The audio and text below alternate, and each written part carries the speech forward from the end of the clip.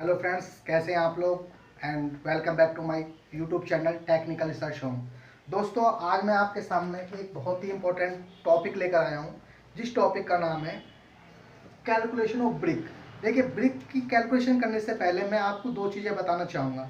सबसे पहले, हमारे इंडिया में जो मोस्टली मैसनरी, ब्रिक मैसनरी जो यूज होती है वो दो तरीके से यूज होती है। पहली मैसनरी होती है 9 इंची फुल ब्रिक वर्क 230 mm। एक मैसनरी यूज होती है 4 इंची 115 mm हाफ ब्रिक पर। दोनों में कैलकुलेशन ब्रिक की अलग अलग की जाती है, दोनों का मेजरमेंट अलग अलग किया जाता है। पहला मेजरमेंट जो होता है, जो फुल ब्रिक वर्क का होता है, वो फुल ब्रिक का मेजरमेंट होता है क्यूबिक मीटर में, क्योंकि उसकी क्या है, थिकनेस, हाइट और लेंथ, ये हम कंसिडर करते हैं।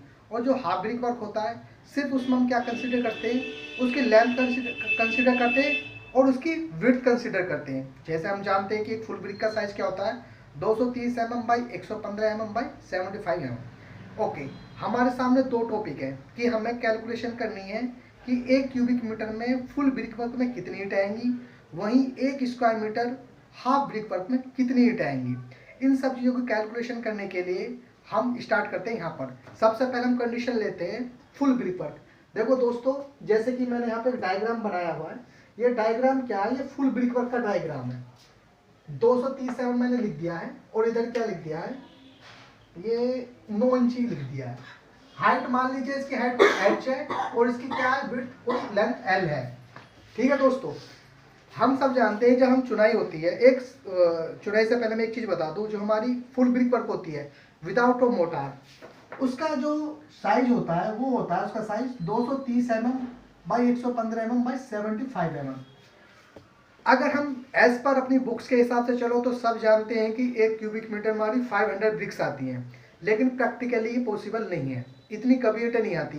इन्हीं सभी चीज़ों को कैलकुलेट करने के लिए कि एज पर साइट हमारी कितनी ईंटें आएंगी, वो हम यहाँ कैलकुलेट करेंगे। देखिए, साइट पर कितनी ईंटें लगती हैं, इसका सही सही अनुमान लगाना बहुत ज़रूरी होता है। As a estimation engineer, as a billing engineer, ये एज ए कॉस्टिंग इंजीनियर, ये सबसे इम्पोर्टेंट होता है कि आपको सही सही नॉलेज हो कि किसी भी एरिया में कितनी ईंटें आती हैं और किस तरीके से आती हैं। ओके, हमारी जो ईंटें होती हैं 230 बाई 115 में 75 mm की होती है। देखिए, उसमें एक मोटार यूज़ किया जाता है, जो मोस्टली सब जानते हैं कि जो 4 इंची की चुनाई होती है, यानी कि 115 mm, उसमें एक 4 का यूज़ किया जाता है। और जो हमारी 9 इंची की चुनाई होती है, उसमें एक 6 का यूज़ करते हैं, एक 5 का भी यूज़ करते हैं। उसकी जो थिकनेस होती है वो वेरी करती है 10 mm से 12 mm। मैं यहाँ लिख देता हूँ, मैंने लिखा नहीं है। जो थिकनेस वेरी करती है 10 mm से 15 mm वेरी करती है। हमने क्या किया है, एज पर प्रैक्टिकल मैंने देखा है और मेजर भी करके देखा है कि 10 mm कोई नहीं करता है, मिनिमम 10 mm बहुत ही कम करते हैं। जो मोस्टली ज़्यादा यूज करते हैं 12 mm यूज करते हैं। ठीक है दोस्तों, तो 12 mm को मैंने मोटा को कंसीडर किया है। देखिए, जब हम कोई ईंट लगाते हैं तो ईंट के क्या होगा, उसके बॉटम पर यहाँ मोटार लगेगा,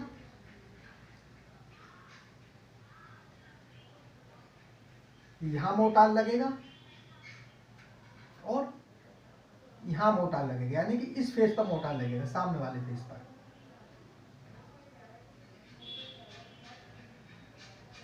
इसके नीचे इन सेंस ये इसका क्या है, इसका बॉटम है। मैं इसके जो बात कर रहा हूँ सामने की, इसके बॉटम की बात कर रहा हूँ। जब हम कोई ईंट को रखते हैं, सपोज दैट ये मेरे पास ईंट है, ये मेरे पास ईंट है। अब जब हम इसको ऐसे रखेंगे, इस ईंट को मानो सपोज दैट रख लिया, तो यहाँ मोटार लगेगा, यहाँ मोटार लगेगा और इसके क्या होगा, एक ऊपर मोटार लगेगा, साइड में हो गया, इसकी विड्थ में हो गया और इसकी एक हाइट में हो गया। हमारा क्या होगा, 3 जगह मोटार इसका लगेगा, जिससे क्या होगा, तीनों जगह इसकी क्या होगी, लेंथ बढ़ जाएगी। जब इसमें हम 230 में 10 जोड़ेंगे, कितना हो जाएगा, 12 जोड़ेंगे सॉरी, तो कितना हो जाएगा, 242 mm। जब इसकी विड्थ में 115 mm में 12 में जोड़ेंगे, तब इसकी विड्थ कितनी बढ़ जाएगी, 127 mm। और जब इसकी थिकनेस, सॉरी हाइट में जब हम 12 mm जोड़ेंगे तो कितना हो जाएगा, 87 mm। यानी कि मैं यहाँ लिख देता हूँ, इलॉन्गेशन ऑफ ब्रिक में क्या हो जाएगा, 230 242 का हो जाएगा, 115 mm, 115 प्लस 12 127 का हो जाएगा। और 75 प्लस 12 87 हो जाएगा। इससे क्या होगा, मोटार लगने से हमारी जो ब्रिक है उसका वॉल्यूम, एक ब्रिक का वॉल्यूम क्या हो जाएगा, बढ़ जाएगा। सब जानते हैं वॉल्यूम कैसे निकल जाए, लंबाई, चौड़ाई, ऊंचाई। उसी तरीके से जब मोटार उसके ऊपर लग जाएगा तो उसका क्या हो जाएगा, ये वॉल्यूम बढ़ जाएगा। इसी चीज़ों को समझने के लिए हम कैलकुलेट करते हैं कि 1 क्यूबिक मीटर में कितनी ब्रिक आएगी। ओके, हमने कंसीडर किया है, हम कंसीडर कर रहे हैं कि 9 इंची की कोई दीवार है। 9 इंची की दीवार में हमने उस 9 इंची की दीवार को हमने मान लिया कि उसका वॉल्यूम 1 क्यूबिक मीटर है। फुल ब्रिक वर्क है, उसका वॉल्यूम 1 क्यूबिक मीटर है। हमें उसके अंदर ईंटें निकालनी है कि ईंटें कितनी लगेंगी जब हम उसका मोटार 12 mm यूज कर रहे हैं। ओके, सबसे पहले हम क्या करेंगे, एक ब्रिक का वॉल्यूम निकालेंगे। एक ब्रिक का वॉल्यूम क्या होगा, सब जानते हैं, मोटार वाली का मैंने एक चीज लिखी है, 1 ब्रिक का वॉल्यूम निकालना है विद मोटार, यानी कि उसका मोटार के साथ में उसका वॉल्यूम क्या होगा, 0.242, यानी कि 242 mm, 127 mm और 87 mm। इन जब तीनों की हम कैलकुलेशन करेंगे, कैलकुलेशन करने के बाद जो इसका वॉल्यूम आएगा वो आएगा 0.0267 क्यूबिक मीटर। ये वॉल्यूम आएगा जब हम किसी ब्रिक का मोटार के साथ उसका वॉल्यूम निकालेंगे। और वही अगर हम बिना मोटार के निकालेंगे तो इसका जो वॉल्यूम आता है 0.00198 क्यूबिक मीटर आता है। थोड़ा सा डिफरेंस होता है इसमें, वो यूज किया जाएगा जब हम मोटार की कैलकुलेशन आपको बताएंगे कि कितने मोटार लगाना चाहिए, उसमें कितना सीमेंट और सैंड लगना चाहिए। ये मैं आपको नेक्स्ट वीडियो में बताऊंगा। ओके, हमने कंसीडर किया है कि वाल का जो वॉल्यूम है V2 वो 1 क्यूबिक मीटर है। अगर हम उसके हमें नंबर ऑफ ब्रिक्स निकालनी है 1 क्यूबिक मीटर में, हम क्या करें, जो पूरी वाल का जो वॉल्यूम है उसको एक ब्रिक के वॉल्यूम से डिवाइड कर दें तो हमारा क्या हो जाएगा, नंबर ऑफ ब्रिक्स निकल आएंगी। देखिए मैंने यहाँ पर फॉर्मूला भी लिखा हुआ है, total number of bricks 1 cubic metre बराबर क्या हो जाएगा, total volume of wall, total volume wall, इसको मैंने V2 कह दिया है, यहाँ पे लिखा हुआ भी है, total volume of wall V2 upon volume of 1 brick V1। Simple सी चीज है, किसी भी दीवार का पूरा वॉल्यूम निकालो, उसके एक ईंट के वॉल्यूम से डिवाइड कर दो, जो नंबर ऑफ ब्रिक्स निकलेंगी वो हमारी निकलेंगी 374.5। आप कैलकुलेशन कर लीजिएगा कैलकुलेटर से, यही क्वांटिटी आएगी। अब ऐसा तो नहीं कि हम ये बताएंगे कि जी हमारी आधा ईंट लगी है, फलाना ईंट लगी है, तो हम इसको क्या करेंगे, राउंड ऑफ में इसको ईंटें कितनी निकलेंगे, 375। ये ईंटें हमारी 375 ईंटें आ जाएंगी। ये 375 ईंटें कौन सी आएंगी, ये ईंट आएंगी फ्रेश ईंटें विद यूजिंग मोटार। अब आप एक बात बताइए, ईंटें लगी उसमें क्या होगा, बहुत सी क्या होगी, वेस्टेज भी तो होगी। अब ऐसा तो है नहीं कि पूरी की पूरी ईंट फ्रेश ही आ जाएंगी। आपने कहा जी हमें 1 क्यूबिक मीटर की चिनाई करनी है, 9 इंची की दीवार है, हम 375 ईंटें मंगा लेते हैं कि राजीव सर ने बताया था कि 1 क्यूबिक मीटर में 375 ईंटें आती है। कभी नहीं भाई फ्रेंड्स, कभी नहीं। हमेशा वेस्टेज कैलकुलेट करके चलो, क्योंकि वेस्टेज हमेशा होती है। जो मिस्त्री होगा वो आपका क्या करेगा, ईंटें तोड़ेगा भी, गिराएगा भी, इधर उधर बेकार भी जाएंगी। तो हम क्या करते हैं, वेस्टेज उसकी मान लेते हैं, 5% हमारी वेस्ट भी हुई है साइड पर। तो अब 5 टोटल इसका कर देते हैं, 5 × 375 अपॉन 100, तो ये ईंटें आ जाएंगे लगभग 18.75, लगभग 19 ईंटें। यानी कि हमारी फ्रेश ईंटें हमने 375 का हमने कैलकुलेट किया 375, उसका हमने 5% वेस्टेज निकाल कर 19 ईंटें आ गई। अब जब हमने टोटल ईंटें कितनी लगी, जब हमने 375 और 19 को जोड़ा तो टोटल ईंटें हमारी कितनी आ गई, 394। मैं सही कर देता हूँ, इसको लिख देता हूँ 394। दोस्तों ये प्रैक्टिकली पॉसिबल है, प्रैक्टिकली हमने करके दिखाया है, करके हमने कैलकुलेट भी किया है। 394 में मतलब समझ लीजिए 394 से 400 के बीच में ईंटें नहीं, इससे ज़्यादा ईंटें नहीं लगती हैं। अगर आप 12 mm का मोटार यूज़ कर रहे हो, 10 mm का यूज़ करोगे 400 से लेकर 415 तक ईंटें आ जाएंगी। उससे ज़्यादा यूज़ करोगे, उससे ज़्यादा मतलब मोटर ज़्यादा यूज़ करोगे तो यही क्वांटिटी 394 की 380 तक आ जाएगी। इससे ज़्यादा ईंटें नहीं लगती हैं। चलिए ये तो वीडियो होगी आपको 1 क्यूबिक मीटर में कितनी ईंटें लगेंगी? 394। मैं आपको एक चीज़ और बता दूं, बुक्स में लिखा रहता है कि 1 क्यूबिक मीटर में कितनी ईंटें आएंगी, उसमें लिखा रहता है 500। वो जो 500 होता है वो उस तरीके से नहीं होता है कि चुनाई में कितनी आएंगी, वो उस तरीके से होता है कि हम एक क्यूबिक मीटर का एक बॉक्स बना दें। सपोज दैट ये हमने एक बॉक्स बना दिया और इसमें कितनी ईंटें आएंगी, वो 500 आती है, उसमें कोई डाउट नहीं है। हमारी पहली कंडीशन कंप्लीट होगी कि एक क्यूबिक मीटर में कितनी ईंटें आती हैं। अब कंडीशन नंबर 2 है कि 1 स्क्वायर मीटर में कितनी ईंटें आती हैं। चलिए आप स्टार्ट करते हैं। 1 स्क्वायर मीटर में कितनी ईंटें आती हैं, हमारी दीवार होगी उसमें हमारी कितनी ईंटें लगेंगी। ओके, सपोज दैट ये मेरी एक दीवार है, इसकी जो हाइट है वो 1 मीटर है और जिसकी लेंथ है वो 1 मीटर है। 1 मीटर इंटू 1 मीटर स्क्वायर। मैं आपको एक चीज़ बताना चाहूँगा दोस्तों, जो हमारी 4 इंची की दीवार होती है, 115 की जो दीवार होती है, उसमें जो उसकी थिकनेस होती है, यानी कि जो उसकी जो विड्थ होती है, सॉरी विड्थ, वो कैलकुलेट नहीं होती है, यानी कि विड्थ का मल्टीप्लिकेशन नहीं होता है। उसकी क्या होती है, एक तो लंबाई मान ली जाती है और एक उसकी हाइट मान ली जाती है। यही उसका क्या होता है, एरिया माना जाता है। देखिए मैं पहले भी वीडियो में शुरुआत में बताया था मैंने कि जो हमारी वॉल्यूम होता है उसका 230, 115, 75 उसका वॉल्यूम होता है। अब देखते हैं इलोंगेशन कैसे होगा। एक मोटर जो लगेगा वो ब्रिक के क्या लगेगा, उसके बॉटम में लगेगा। ये इसी को ले लेते हैं, बॉटम में उसका मोटर लग गया, माने यहाँ मोटर लग गया, तो इसकी क्या होगी, इसकी लंबाई क्या हो जाएगी, बढ़ जाएगी, यानी कि 230 प्लस 12 कितनी हो जाएगी, 242 mm। ये इसकी क्या हो जाएगी, लंबाई बढ़ जाएगी। अगर पहले भी समझ में आया तो यहाँ भी समझ लीजिए।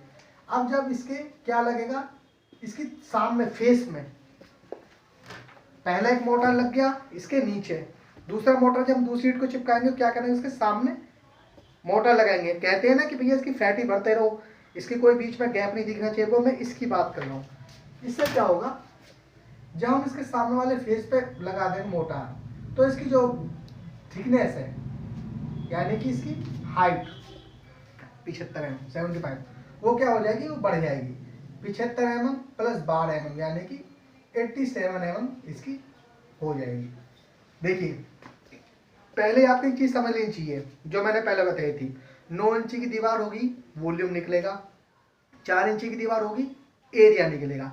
एरिया के लिए हमें 2 डायमेंशन चाहिएगी, उसकी लेंथ चाहिएगी, उसकी हाइट चाहिएगी। लेंथ क्या होगी, 242 mm, 12 mm बढ़ने के बाद। हाइट कितनी होगी, 87 mm,